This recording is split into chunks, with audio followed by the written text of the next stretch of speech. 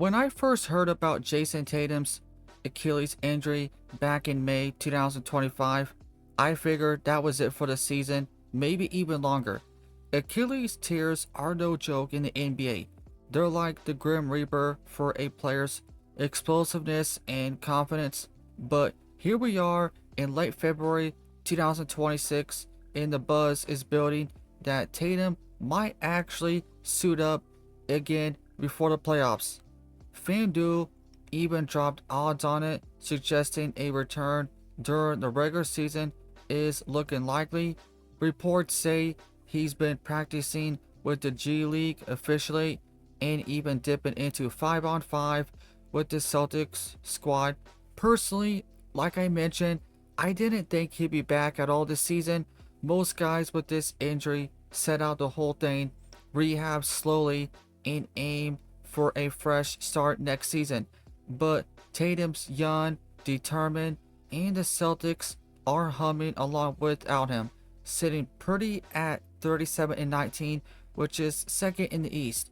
So why not push for a March return if the Docs give the green light? Let's dive into what this could mean for Jayson Tatum, Jaylen Brown, and the team as a whole. First off, let's talk about history, because Achilles recoveries aren't exactly a walk in the park. Pretty much every other time a star tears their Achilles, they're toast for the season and often beyond. Look at Kevin Durant. He ruptured his in the 2019 finals and didn't play for 18 months. When he came back, he was still KD, dropping 29 to 30 points a game, but it took time to shake off the rust and rebuild that burst. Kobe Bryant, 8 months out after his 2013 tear, but then bam, knee injury sidelined him again. Dominic Wilkins is another outlier. Dude was 32 when he tore his back in 92. He was out for 10 months and averaged almost 30 points right away. But for every success story like those, there's a DeMarcus Cousins or Brandon Jennings who never quite look the same. The PER drops, minutes go down, and that fear of re-injury lingers. Jayson Tatum, he's only 27, which is a plus. Younger guys tend to bounce back better, but doctors and insiders are clear, no guarantees. He could deal with setbacks, less explosiveness, hesitation on drives, or even long-term dips in performance. Rushing back, even cautiously, risk a re-tear or compensatory issues that could mess with his career. It's a gamble, no doubt. So, how good will Jayson Tatum be if he does return? I highly doubt he'll be 100% of the Tatum we've seen the past few seasons. That pre-injury version was a scoring machine, averaging about 30 points in the postseason with elite defense and playmaking. Post Achilles, expect some caution. Maybe he loses a step on those drives to the rim, or his jumper feels off because he's compensating. History shows most players see their efficiency drop intentionally. Field goal percentage slip, threes don't fall as clean, but if he's even close to full strength, he's still a very good scorer. Tatum's got that smooth mid-range game and can space the floor like few others. For the Celtics, that means more creation off the dribble, better spacing for shooters, and an instant boost to their already solid offense. Now, the big question, what happens with Jaylen Brown? Jaylen Brown's been straight up balling this season, stepping into that alpha role and owning it. Through February, he's averaging around 29 points, 7 rebounds, 4 assists, career highs across the board. He's the Celtics' best player right now, there's no question about it, leading them to that second seed without missing a beat. So, you think Jayson Tatum might take a step back and let Jaylen Brown keep shining as the main star for the rest of the season? I could see that. That's possible. These two have chemistry. They won a championship together before. Tatum's smart. He knows forcing his way back to top dog status could disrupt the flow. Maybe he eases in as a secondary option, focusing on defense and spot up shooting while Jaylen Brown handles the heavy creation. But let's be real, Tatum's ego and talent might not stay sidelined long.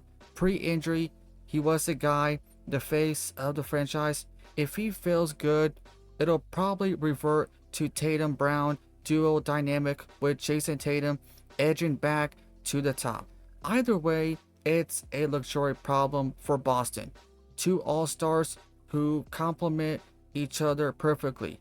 Without Tatum, the Celtics have still been one of the best teams in the league.